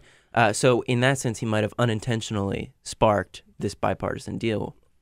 It doesn't seem to have gotten much support from Mitch McConnell. Mitch McConnell kept kind of putting it Well, aside. he's waffling. He's not committing to it or backing away from it yet. And when the latest repeal, which was the let's give the money to the states instead, the famous Rick Santorum barbershop Lindsey Graham deal, God, I still can't believe that the Senate was dumb enough to pick up an idea from Rick Santorum in the barbershop. I see him in the Senate now almost every day. He's still going up in the subway, really? Talking to his former colleagues. Yeah. I ask him what he's doing here. He's like, just talking to old friends. Yeah. You know what? Tell him to get a life. I don't think he'll listen to me. But at any Tell rate, him Bill Press said. He'll definitely listen then. When the latest repeal effort came up, I mean, Mitch McConnell or Lamar Alexander and Patty Murray even kind of pulled back, didn't they? And said, yeah, okay. they said we can't do this anymore in light of the Graham Cassidy push and also the single payer push from Bernie and the Democrats. Right. Now, do they have? I'm curious about this. Do they have any? Okay, it's Lamar and Patty. Anybody else? Do they have any other co-sponsors, Republicans or Democrats? In terms of co-sponsors, I think you're going to see folks like Susan Collins, Lisa Murkowski, and John McCain co-sponsor this effort. There's going to be most Democrats are going to vote for this. And probably, if it comes to the floor, around half of Republicans, right? And that's really all you need if you have most of the Democrats on board to get above the 60-vote threshold. The House is another story, right? And that's what people are worried about right now. All right. But that's so, what would it do? Would it sort of would it keep the Affordable Care Act and the present system going for like a couple of years? Yes, right? exactly. Yeah, it would extend the CSR payments through 2019. Would it which fix is anything something else? Well, so the CSR payments through 2019 is something Democrats wanted. What Republicans wanted is increased flexibility, which is the 1332 waivers under Obamacare, which is what gives states more flexibility to set their own insurance regulations, right? That's something Republicans wanted. So you give the Democrats something, you give the Republicans something. It's a classic Washington compromise, right? But what the president's staff is telling him, like I mentioned before, his staff pushing back against him, and I taught Mark Short was at the Capitol 2 days ago.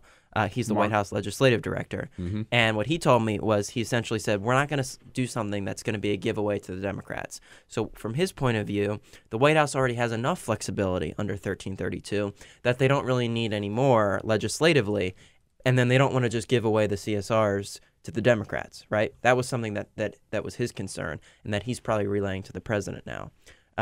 So again, this is an instance of probably the president wanting to get behind something and sort of get a legislative accomplishment tacked off the list, but his staff pushing back against him and saying, whoa, don't give away everything to the Democrats. I find it somewhat curious that the rhetoric for the last couple of days from Donald Trump, from a supposedly pro-business Republican big businessman, is all trashing the insurance companies. Yeah, I mean, it's sort of a not that I'm a fan thing, of right? the insurance companies, but they are under, and I'm not a big Obamacare fan either, but under Obamacare, they are a major player. And in terms of expanding health coverage to people who can't afford it, they're an essential player under this system. Totally. Right? Yeah. So what the CSR payments do is they're subsidies that specifically they subsidize deductibles and copays, right? And then the idea is if you take them away, what the CBO predicts is that to make up for that lost federal funding, the insurance companies are just going to jack up the premiums, right? Which is going to put a lot of people out of the marketplace and cause some insurers to even just pull out altogether in some of these counties, right? So what's pretty incredible here is that something Republicans have hated about Obamacare is those two things, right? Higher premiums and insurers pulling out of the marketplace. And one of the risks of not signing on to Alexander Murray is those two things happening, right? So, and the numbers that I saw the other day, I think it was Associated Press that pointed out with roughly 6 million people who would be impacted by that, 1.8 million were Hillary Clinton voters and 4.1 million were Donald Trump voters. 70% of all of them lived in red states. And out of the Trump 10 states. Yeah. I mean, so politically, why does this make sense? Out of the 10 states that are most beneficial or benefited by the CSRs, 9 of them voted for the president. Isn't it crazy? It really is amazing. And this is something that Democrats have been saying for months now. I talked to Senator Tom Carper from Delaware over the summer, and I remember him saying it's very ironically cruel of the president to threaten at that time to cut off the CSR payments, which is something that affects most of the people who voted for him, right? And then, of course, that he ended up doing that, and that's what we're seeing happening. But it's also like, you know, these elected officials have seen what happens when you try and take something away from your constituency, right? Like that's probably the number one rule of politics, realistically, is once you give people something, you're going to have a hell of a time taking it back. Even if it's something that you don't like Obamacare. Sure, right? Or that you think you don't like. Right, exactly. Yeah. Now that it's fully implemented, it is the law of the land, it's much harder to then just take it away. And when you unilaterally decide to do that, that could hurt you politically. Oh, yeah. Right. No. Okay, so you're there every day. You're talking to these senators. What are they saying about tax reform? Well, today they're finalizing the budget resolution, which would fast-track tax reform, right? It would allow them to do it without having to get 60 votes. They can just do it with a simple majority. And it looks like that's on track to pass. The problem is... And we all know that if they only need 50 votes, they'll have no problem getting 50 votes. I was just about to say, the problem with that is you run into the same issue as healthcare, which is there are a lot of divisions within the Republican Party, particularly in the Senate, when it comes to the issue of tax reform, right? The more fiscally conservative Republicans, folks like Bob Corker and others, are not going to vote for something that adds a penny to the deficit over time. The problem is what the Nonpartisan Tax Policy Center and others have said, based on the framework we have. We don't have legislative text yet, but we have a framework. Based on that framework, you're going to add about, I think it was $2 trillion or something to the debt over 10 years if you don't have enough offsets. I thought it was more, but anyhow. Yeah. Whatever the number is. Right. The point is, if it adds anything to the deficit, you're going to lose Corker, you're going to lose a bunch of other people, right? And then you run into the same problems as you did with healthcare, right? You're trying to give away certain goodies to different senators from different states to try to win over their votes, and it's not going to work. So they would only need, first of all, they need a bill, which they need don't a bill have. first. They don't have that. Which they don't have. Right. Okay. Once they get a bill, they're going to need, so if they fast track it, they're going to need a minimum 50 votes. Rand Paul has already said he's voting against it. Not quite. I mean, he's threatened to vote against the budget resolution that they're going through today, and then they're going to be voting all throughout the night and probably pass it. But yeah, no. Good point. Right. The vote against the budget doesn't mean the vote against whatever the tax. The budget reform, is just the vehicle to get to tax reform. Whatever the tax reform turns out to be. Yeah. But certainly, given Bob Corker's the comments, Trump's comments about Bob Corker back and forth. John McCain, the continuing ambivalence of Susan Collins or Lisa Murkowski, Rand Paul being a wild card, right? There's really no guarantee that they could round up 50 votes. No, it's not going to be any easier than healthcare, and I think it's naive to suggest that that's the case. Right, and then maybe Thad Corcoran, or Cochran, I guess that's right, not being there. Did you see that Politico piece about him, by the way, yesterday? Devastating. Yeah. That was bad. Been there for decades and didn't know where the Senate chamber was. Had to be like, by the way, crazy. Yeah. I wonder how many people there are like that in the Senate.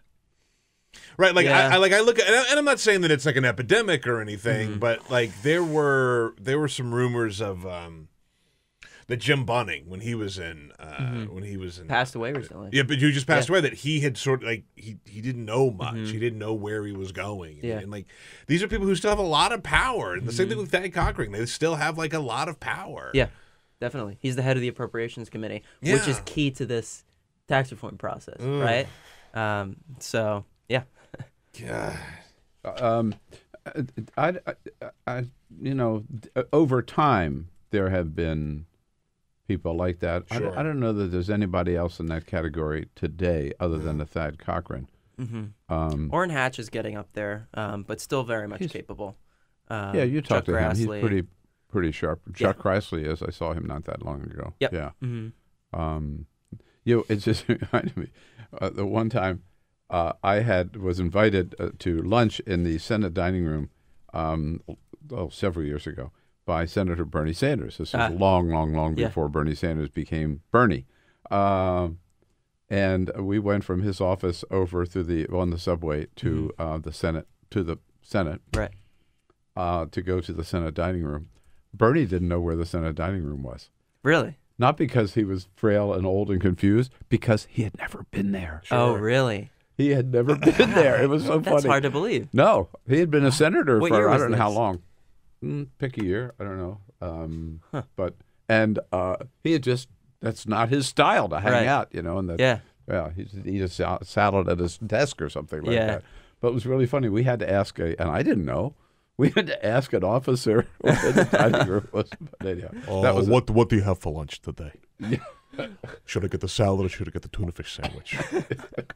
That's pretty good. Bill, what are you having? There it is. Jeff Sessions had a good day yesterday. Not so good day yesterday. No. Yes. He tried to hold his own there, Jamie, where, first of all, on the travel ban, the Muslim travel ban. No, it's been shut down 3 times by 3 different judges. Jeff Sessions still says it's a God bless America.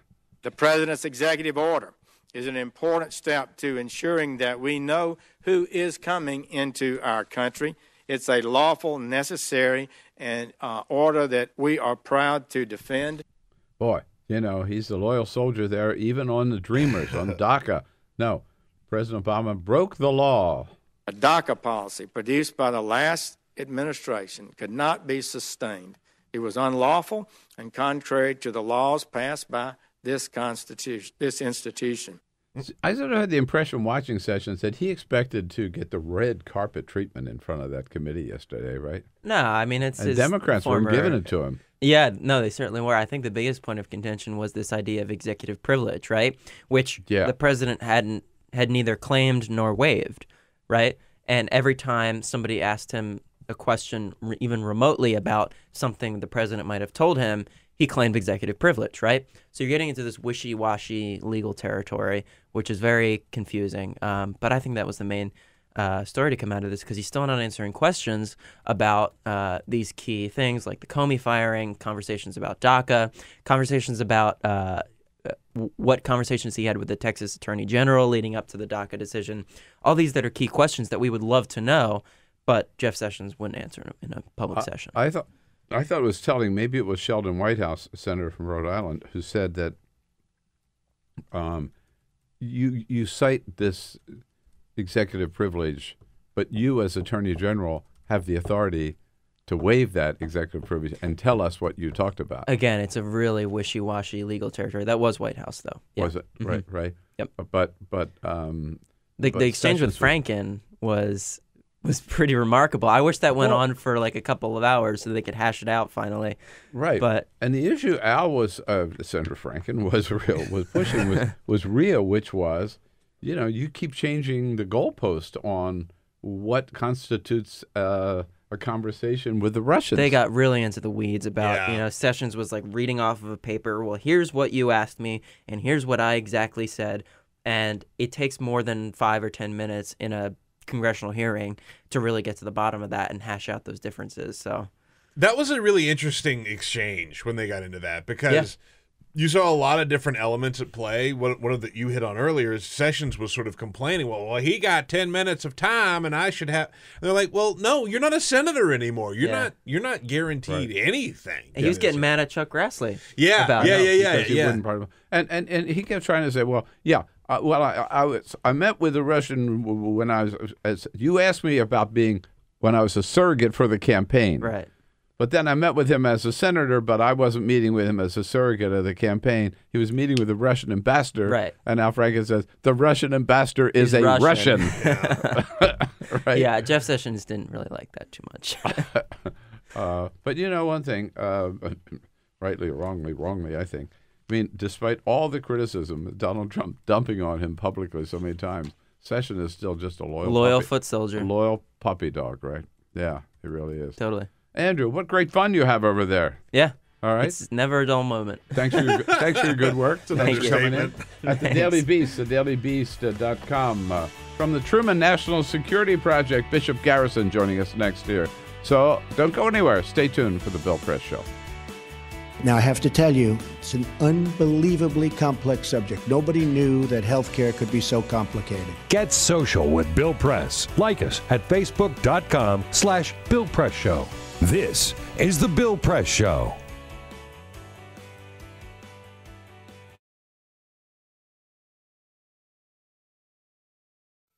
Hey friends, it's Bill Press here, and I want to tell you about an exciting new venture that we're embarking on here at the Bill Press Show and ask for your help. First, I don't have to tell you, with Donald Trump in the White House, it's more important than ever to keep strong progressive voices out there on the media every single day. But you know what? It's also harder than ever for a couple of reasons. First, because there are so few progressive radio stations. Second, because station owners just won't put progressive voices on the air. And third, because even YouTube won't allow any ads on on commentary, progressive commentary that's in any way political. I mean, you can't even mention the word war without YouTube pulling that ad revenue. And of course, without those ads, without that revenue, we can't raise the money we need to, pay the rent, to pay salaries, to turn on the lights, and keep those strong progressive shows coming your way every day, as we have for the last 12 years. So we've embarked on something new, and we need your help. We've just started putting up all exclusive content on a new platform called Patreon. Now, by becoming a Bill Press Show subscriber for a very low monthly fee, you'll be able to go to Patreon and get exclusive content, newsmaker interviews, political, progressive commentary, political columns that you won't be able to get anywhere else. And pretty soon, you'll be able to enjoy our very special podcast called The Making of Bernie Sanders. And again, it's all on Patreon, Patreon. So please go to Patreon today and sign up, become a subscriber to the Bill Press Show. Together, we can make a difference. Together, we will keep the resistance alive. Together, we will fight back against the destructive policies of Donald Trump, but we can't do it without your help. So please go to Patreon today and sign up. Thank you. Look at you. You're at the top of your game. At work or at play, you're unstoppable. Nothing can throw you off track. Oh, hey, she's cute. Nice going, man. Things are going great for you. You've earned a night out. Good drinks, good friends. Yeah, we can go ahead and call this a good night. Wait, is that your car? Uh-oh. Not smart. Yeah, I saw that coming. Say goodbye to her. Ouch, that'll hurt your bank account.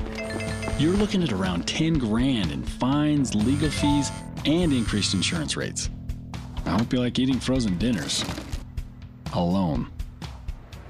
Let's try this again. Smart move. Because buzz driving is drunk driving.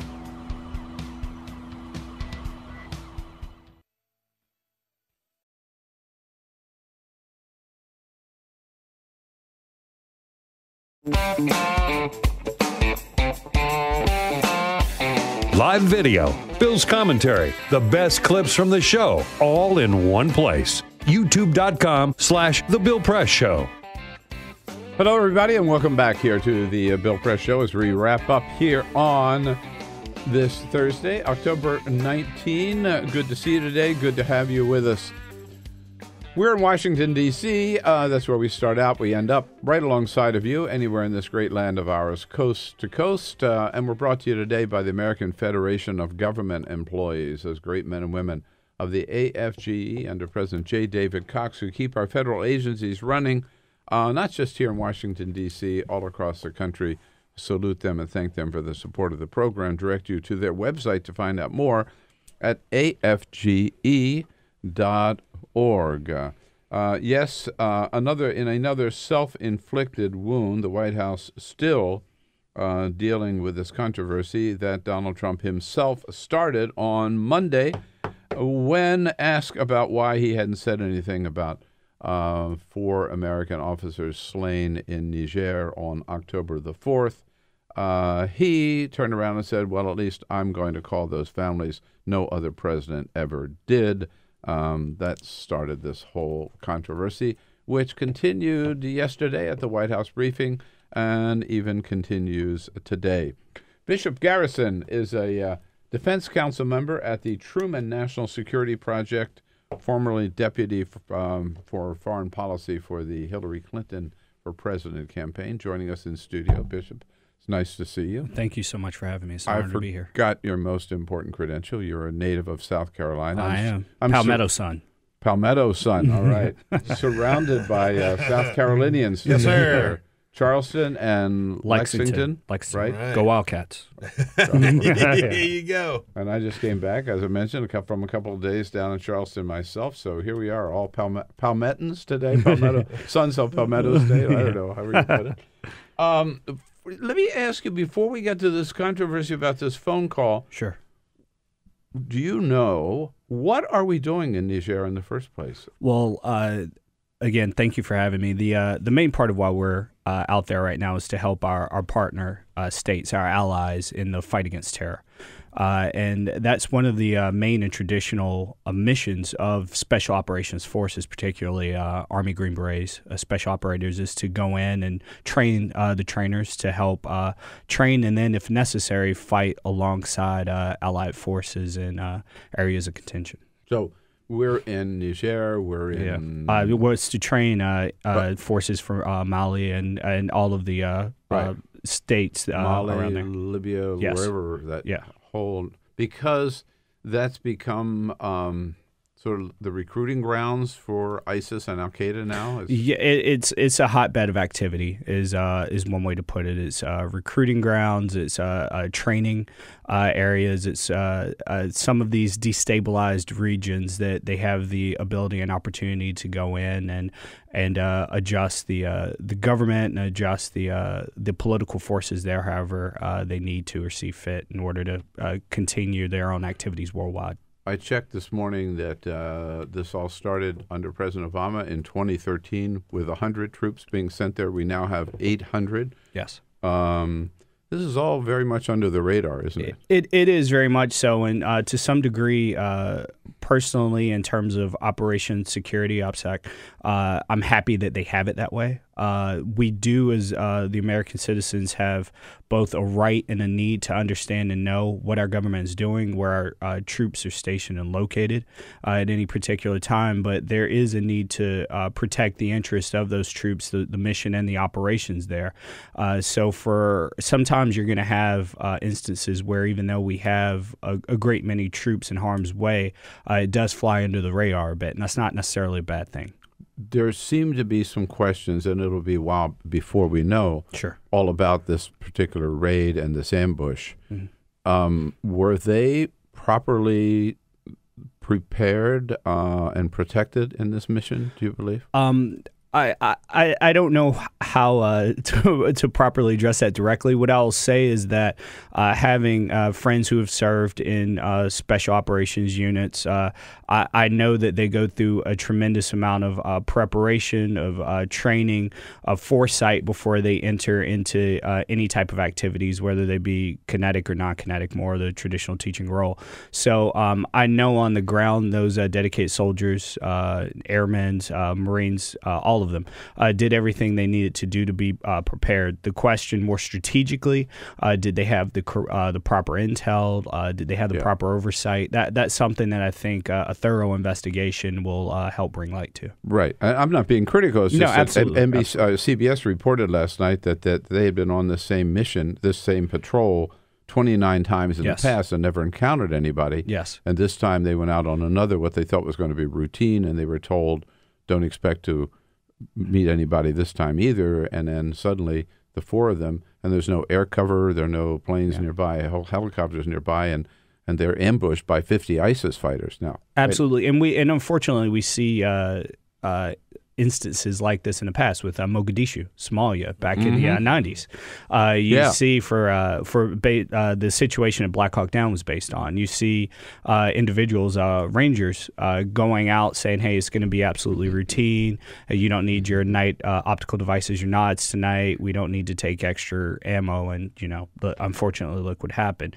So I think, again, this is where a thorough investigation from both the Pentagon and the Hill is really going to help bring to light what exactly did happen and what the overall circumstances were. Just like if we could dig into Benghazi the way we did and have officials continue to say, there's no smoke or no fire, I don't see why we shouldn't be digging into this situation as well. Absolutely, and an excellent point. Now, that to me is a very, very interesting point, because you look at what happened with Benghazi, which, became sort of a rallying cry for conservatives and became like something that just hung around Hillary Clinton's neck for the entire campaign. And talk about politicizing a military tragedy. Totally politicizing. So let's get to Donald Trump's response to this. It was reported late yesterday that the National Security Council actually immediately prepared a statement for the president. Yeah. This ambush occurred on October the 4th in the evening. The next morning, that statement of sympathy, of regret, whatever, on the part of the president and the first lady was given to the White House at 10 a.m. by the National Security Advisor's office. Never released, never mentioned, nothing until 2 days ago or 3 days ago. Now, Monday, reporters asked the president about it at the Rose Garden. Why that 12 days of silence? Well, first and foremost, I just want to start off by I don't know if you had an opportunity to see it this morning. There was a new NBC News poll that says 72% of Americans are concerned about there being some type of war within the next 4 years. Whether that's from North Korea, whether it continues the majority, or the war with ISIS, the war on terror, China, Russia. So what I first want to just say is to reemphasize to everyone how important it is for us to come together as a country right now and reassure ourselves that even though we're going through a tumultuous time, we're going to be okay. We're Americans. We're resilient. We're gonna continue to fight, and we're gonna be safe. Totally agree. What to put all the numbers and timelines and data aside for a minute, I think what it really comes down to is empathy. When you're talking about putting soldiers in harm's way, when you're talking about the families, the military families, the friends that have that go without these soldiers for months, years at a time, it's important for us to realize that first and foremost, one of the positions for the commander-in-chief and for the government leaders as a whole is to reassure those families, to help them through their grieving process, and to have some level of empathy, of understanding as to the loss and the sacrifices that soldiers make. And when I say soldiers, I mean airmen, Marines. Right, sure. I mean everyone, Coast Guardsmen. That they make throughout their careers. I think a true lack of understanding, a true lack of empathy is what we're seeing right now, and it's beyond unfortunate. It's disgusting.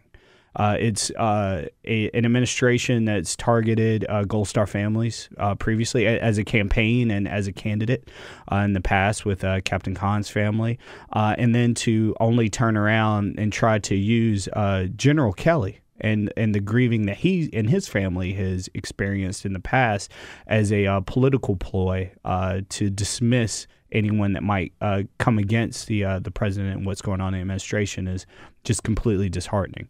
And yesterday, if I can just at the briefing yesterday, of course, and I went to the briefing like I think most other reporters are there because we wanted to see the proof that Donald Trump promised and said he had, that he did not say what Congresswoman Frederica Wilson overheard and the mother of Sergeant Johnson overheard in that conversation on speakerphone with Maisha Johnson, the widow of Sergeant LaDavid Johnson.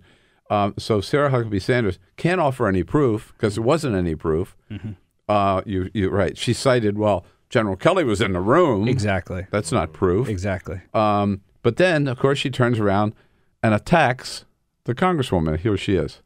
I think it is appalling what the Congresswoman has done and the way that she's politicized this issue and the way that she is trying to make this about something that it isn't. Well, she's appalled by it. She's appalled by it, right. Yeah. It seems to me that it was Donald Trump who first politicized this issue in the Rose Garden when he said, I'm going to call these families, and Barack Obama never did. Yeah, absolutely. And that's a part of the problem. It's the president that politicized the issue to begin with. And that's something that, again, we have not seen ever before in the history of the American electorate. And it's really disheartening. Again, this is a time in which we as a country lean on our elected leaders, particularly the president, to find some level of compassion and understanding in these types of tragedies. For him to be the one that's politicizing it is just beyond the pale. It's unbelievable. Yeah, and there was nobody better, by the way, at that than Barack Obama, who we were talking earlier about at Sandy Hook, at Mother AME, and other occasions where. Absolutely. Yeah. He knew their names? Yes. Well, there comes a time when you put politics aside. You absolutely do. There is no competitive spirit when you're trying to work through a grieving, a family that is grieving, going through these tragedies. And I don't believe President Trump truly understands that. And that's a fundamental part of the issue. When you look at everything as a competition, when you look at everything as a winner versus a loser type situation, you don't understand what it means to come together and have these opportunities for compassion and for empathy. You know, however he meant it, it's certainly the statement which was, according to the Congresswoman, which I believe that she overheard was, I'm paraphrasing, but he knew he certainly knew what he was getting into when he signed up for this, but it still must hurt, something like that. About as callous and cold-hearted as you can imagine. I'm willing to believe that Donald Trump didn't mean it that way. I really do believe that. But it certainly sounded that way. And once he found out that the widow was hurt by this, wouldn't it have been the proper thing to do is to say, gosh, I'm sorry if my words were that were mistaken? I mean, if taken in the wrong context, I certainly didn't mean it that way. No. And what can I do to help? And I'm so sorry. But you have to be able to admit that you're wrong, and that's something this president and this administration has never been able to do. I don't think he's ever done it. He's never done it, and I just want to knowingly get up on my high horse here for a second. As a veteran, son of a veteran, son-in-law. Oh, I'm losing my earpiece. Sorry. Don't need it. I'll tell you when you need it. Yeah, son-in-law of a veteran, grandson-in-law of a veteran, grandson of a veteran. So I come from a family that understands what this means. And that's problematic. I don't think that President Trump has ever really come from a position of understanding to begin with, to even understand what it is he's said that's wrong or hurtful, that someone might take the way the way Americans heard it. And furthermore, he's not listening to his top advisors who do understand it. I was a young junior military officer, a young JMO in the 3rd ACR under H.R. McMaster when he was our regimental commander. He is a man that understands and gets what it means to lose troops, to lose soldiers out in the battlefield, and what that ultimate sacrifice is. So I cannot believe that he would not be in the president's ear attempting to explain exactly how you handle these situations. He's not listening. and that is a part of the ongoing theme that we see within the Trump administration. You mentioned also that General John Kelly, the chief of staff, Yes. how they have dragged him into this, and this is General Kelly who has made a point, losing his son blown up by a landmine in Afghanistan, Yes. I believe, has just said, I mean, as much as he's grieving for his son, he didn't want to make a test case, because I'm a big general, therefore he's going to get more attention than anybody else. I mean, he doesn't want to talk about it. He never talks about it, grieving privately over it. And now they've just dragged him in right in the middle of this controversy. Yeah, and it's heartbreaking. General Kelly is I think he'll be viewed in history as one of the great servants to serve our nation throughout his long and distinguished career. He is a man that had to go very deeply and through his own personal and private grieving, and never wanted his family or the memory of his son to be in this light. And now you have a president that sees it as political leverage and does the exact opposite of that. And I can't imagine what he and his family are going through, but it breaks my heart, and I just my heart absolutely goes out to them. He's not happy with that being used the way Trump No, is using no, it. not at all, not at all. He never wanted that. I saw a great political cartoon yesterday that showed a widow with a casket and Trump walking up to her and saying, "Do you have any idea how hard this is for me?" Yeah. And that I think is Trump's outlook on everything. Like this whole thing of, I mean, I think he views these things as a hassle. I think that's why he didn't do it in a timely manner. He considers himself to be too busy to have to do these little things like call the families of fallen service members. I just don't think Trump looks at this as something that's worthy of his time. Yeah, and to which me, is remarkable. And to me, the biggest thing is, let's say that his statement was taken out of context to some degree, put in the best light. Why ever even say anything remotely close to that to begin with? All you should be saying is, "I'm so sorry for your loss. We grieve with you. I cry with you. Our thoughts are with you." The end. Yeah, that's it. That's it. Like, get out of there. Like, there is no reason to continue to compound or say anything additionally that takes you down this type of path. And now you have another family that's saying he offered them $25,000 that never materialized. Why are you offering anyone a payment like that to begin with? And by the way, just an update on that. That was June 10 when he had that conversation. I'll send you a check for $25,000. The father from North Carolina, this Officer Slane, was saying, the family's in bad shape. They didn't know how they were going to make it through. They were thinking about having a little fundraiser. Donald Trump says, "I'll send you $25,000 and we'll help raise you money." Mm-hmm. They never heard from him again until yesterday, when the father told the Washington Post that, because the Washington Post was calling all families of officers, troops who have lost their lives since Donald Trump's been president. They heard this from this man in North Carolina, and then they called the White House yesterday, and yesterday the president sent a check for $25,000. And there you have it. A personal check. A personal check. He never would have done it unless the Washington Post.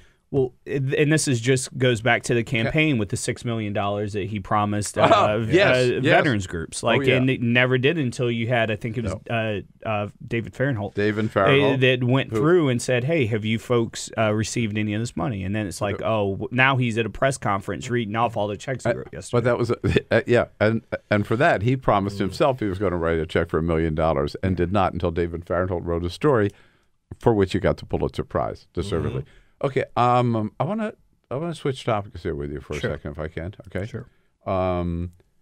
As a veteran, yes, do you think that NFL players who take a knee at a football game are showing disrespect for the military and for the flag? This is funny because some friends and I, we have an email thread where we speak on everything that's happening from basketball, and maybe one day we can come back and talk about the Wizards in the playoffs or something. You can have me back on. But we talk about everything from sports to politics to families, everything. And we had a very strong, heated debate about this. And for me personally, as an African American from the South, who has parents who lived through the civil rights movement as kids, grew up in a segregated South. And this is a very important topic to me. I love living in a country where on one side you can have a man at a football game taking a knee to support injustice, not speaking out against the anthem or the flag, because that's not what he's doing. He's trying to bring light to injustices across the country, particularly as they pertain to young African-American men. And on the other side of the field, you can have people standing up proudly, singing their hearts out, and saluting the flag. I love living in that country. That is important. I think we absolutely need to continue to have the ability to speak out against injustices and to do so in a way that is nonviolent and in silent protest. And that's exactly what you have with Kaepernick. But what do you say about the Donald Trump who says that they're showing disrespect for the flag and for the military? Being an individual personally who fought, who's put himself in harm's way, who's led troops in harm's way, to protect the ideals of this country. At the end of the day, we continue to be Americans, regardless of whether or not we kneel in front of a flag or whether or not we sing the Star-Spangled Banner or simply stand in silence when it is played. That's something that I think he's really honestly missing here across the board. Right. No, he's trying to turn this whole thing, right, into all about patriotism. It's another distraction, is what it is. It's exactly right. You want to talk about patriotism, what's going on with Trump and Russia? What happened? I want a full-out continued investigation of all of the different dealings between Carter Page and Manafort and Flynn and everyone in dealing with Russia to throw off a presidential election. That's what true patriotism looks like. The thing to me is, like, any time that a Republican from here on out, forevermore, I'm not trying to politicize this, but I think the Republicans have made a lot of them have made careers out of politicizing the military. And they say, well, Republicans are the party of the military. We support troops. Democrats, they don't. Just look at what Donald Trump has done. Yeah. Look at what Donald Trump has done. Look what he said about John McCain. Look what he said about John McCain. Look what he did. Look how he treated this Gold Star family, this widow of a man who gave his life for his country. Or the Khans. Look at what he did to Khizr Khan. Look at what he did to this father of a soldier that died, that he said he was going to bring awareness to their problem and give him $25,000, and then never followed up until he got busted for it. And he dodged the draft 5 times. My dad didn't have the opportunity to do that. He had to leave in the middle of college at SC State to go serve his time as a young howitzer guy in the 1st Cav, and then go back and finish out his time in college. And now you have a president that's dictating what patriotism looks like, who never served a day in his life and did everything he could to avoid service. Mm-hmm. By the way, I have to say, I want to commend the NFL players. I thought that they have handled themselves very well. Those who took a knee, those who decided to take a knee, those who didn't. But collectively, in this big meeting with the NFL, I think they won the day, right? Absolutely. And let me go back to say that those who decided not to take a knee and to stay, by all means, that's fantastic. I applaud them in the same way that I applaud the gentlemen and the coaches and the owners who did decide to take a knee together. Again, this is the beauty of the American culture. You have the opportunity, the right, and the ability to do what you'd like in that situation. Yeah. They stood up and they said, look, here's who we are.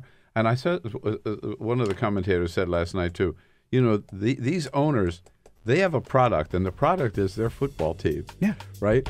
And if they really basically piss off and alienate their football team and say, hey, boys, you have to do this or whatever, they're going to lose. They're going to have problems. Exactly. Absolutely. Exactly. So I hope that all resolves itself. Hey, it's very nice to meet you, Bishop. Thanks so much for coming in. Thank you so much for spending some time with us. Sure. And I hope to see you back. You can follow Bishop on Twitter at Bishop Garrison. Easy enough. Have a great day, folks. We'll look for you tomorrow. Come on back. This is the Bill Press Show.